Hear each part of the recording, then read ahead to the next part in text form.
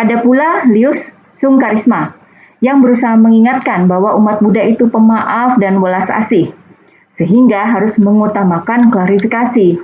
Ngaruh gitu? Enggak dong.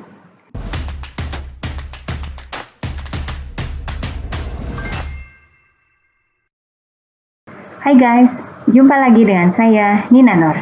Bersama-sama kita akan mengulik dunia politik dengan awas, waras, dan cerdas. Sebagai seorang mantan pejabat pemerintah dan sekarang ini masih jadi tokoh publik, Roy Suryo harusnya lebih paham bagaimana cara mengekspresikan kritik dengan elegan. Toh Roy Suryo masih inginkan jadi tokoh terkenal kan? Makanya tidak henti-hentinya nyinyir ke arah Presiden Jokowi. Dari soal cat pesawat kepresidenan hingga soal MotoGP Mandalika. Setiap ada kesempatan, Roy Suryo sepertinya selalu menantikan apapun yang bisa dikomentari dan kemudian disebarkan lewat media sosial.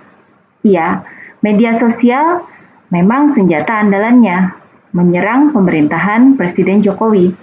Dengan followers mencapai 90 ribuan netizen, Roy Suryo mungkin merasa punya kekuatan massa, sehingga harus diperhatikan dan ditanggapi oleh pejabat setingkat Presiden Jokowi. Tentu saja hal itu tidak akan pernah terjadi. Ibarat Presiden Jokowi itu ada di lantai teratas gedung puluhan tingkat, sementara Roy Suryo masih di luar gedung teriak-teriak manggil-manggil Pak Jokowi. Ya kita pahami saja, mungkin Roy Suryo masih ingin dianggap penting dalam dunia politik tanah air. Masih ogah pensiun dan jadi rakyat jelata. Oleh sebab itu, tidak heran, ada saja masalah yang disinggung oleh Roy Suryo lewat akun media sosialnya di Twitter. Sesekali ada pula saatnya cuitan Roy Suryo mengundang kecaman dan dianggap offside oleh para netizen. Sehingga, cuitan itu pun akhirnya dihapus oleh Roy Suryo.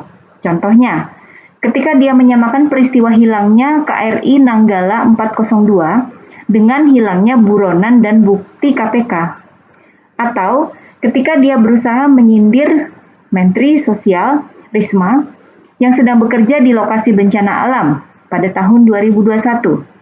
Belakangan, para netizen membuktikan bahwa foto yang diunggah Roy Suryo untuk menyindir Mensos tidak relevan dengan peristiwa yang dipersoalkan. Itu foto lama yang tidak ada hubungannya. Roy Suryo pun kemudian menghapus cuitannya. Dari beberapa kasus sebelumnya, tidak membuat Roy Suryo tobat. Ataupun lebih bijak lah ya. Namanya juga nafsu, pansos, dan cari perhatian alias caper ke Presiden Jokowi yang tidak pernah padam. Sehingga ketika ada isu kenaikan tiket Candi Borobudur, Roy Suryo pun ikut-ikutan mengeluarkan cuitan sok mengkritik. Tapi kebablasan. Cuitan yang tidak seharusnya dibuat oleh orang yang pernah jadi menteri negara. Apalagi katanya kan Roy Suryo ini pakar telematika. Masa bisa kebablasan? Bisa saja, karena nafsu terlalu semangat. Nggak mikirin isi cuitannya, bisa menyinggung umat Buddha. Jangan-jangan Roy Suryo lupa kalau Candi Borobudur merupakan tempat ibadah umat Buddha. Mungkin yang ada dalam pikiran Roy Suryo hanya rasa senang karena mendapat amunisi untuk menyerang Presiden Jokowi. Supaya bisa nampak lebih pintar gitu daripada jajaran anak buah Presiden Jokowi. Padahal, ambyar. Ada beberapa hal yang salah dalam cuitan Roy Suryo itu. Pertama, adalah menyebarkan foto editan terkait simbol keagamaan dan kepala negara. Walaupun yang membuat bukan dia, namun, Roy Suryo mengamplifikasi penyebaran foto editan ini tanpa ada maksud melaporkan perbuatan edit foto ke pihak kepolisian. Mengedit foto simbol agama dan kepala negara itu hal yang salah kan? Yang kedua, Roy Suryo malah mentertawakan foto editan itu.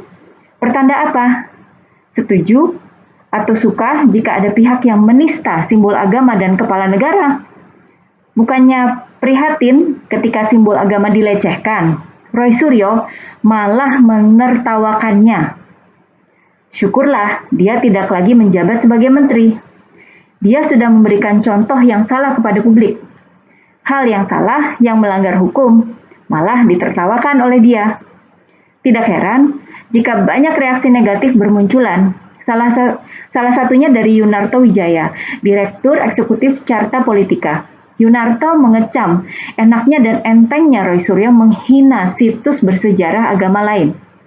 Kemudian ada anggota DPR RI dari fraksi PKB yang merupakan pemeluk agama Buddha, bernama Daniel Johan, juga memberikan reaksi keras, meminta ada proses hukum terhadap Roy Suryo, walaupun yang mengedit foto bukan dia. Perbuatan Roy Suryo menurut Daniel sangat tidak etis, karena rupang atau patung Buddha yang diedit itu adalah sakral dan disucikan umat. Sementara para netizen beramai-ramai menaikkan tagar yang menyerukan penangkapan Roy Suryo. Adakah pihak yang mencoba membela Roy Suryo? Tentunya ada. Ada Natalius Pigai yang tentu saja menyatakan cuitan Roy Suryo tidak menista agama. Ada pula Lius Sungkarisma yang berusaha mengingatkan bahwa umat Buddha itu pemaaf dan welas asih, sehingga harus mengutamakan klarifikasi. Ngaruh gitu? Enggak dong. Kalau ngaruh, Roy Suryo tidak akan menghapus cuitannya itu.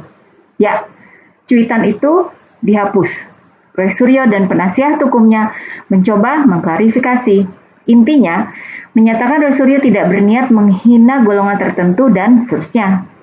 Sembari menegaskan bahwa bukan Roy Suryo yang mengedit foto dalam cuitan itu.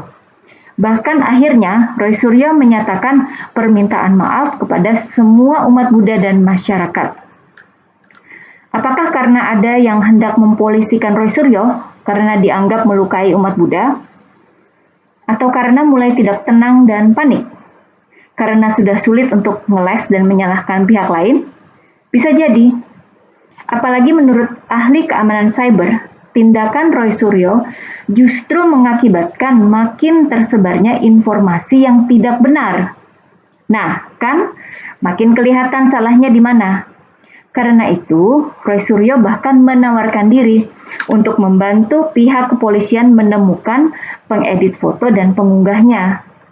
Makin kelihatan macam gemeteran, gak tenang, gelagapan gitu kan ya.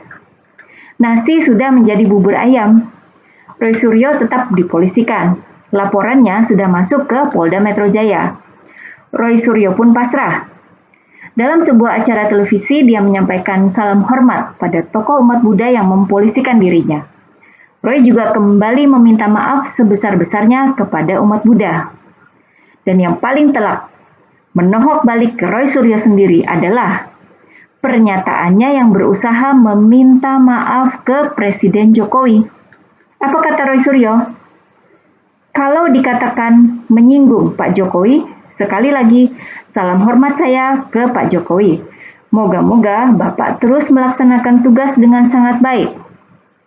Kalau itu menyinggung Bapak, semoga tidak terganggu. Begitu ucap Roy Suryo. Ngaku salah dan ngaku kalah nih. Ambiar. Selalu dari kura-kura.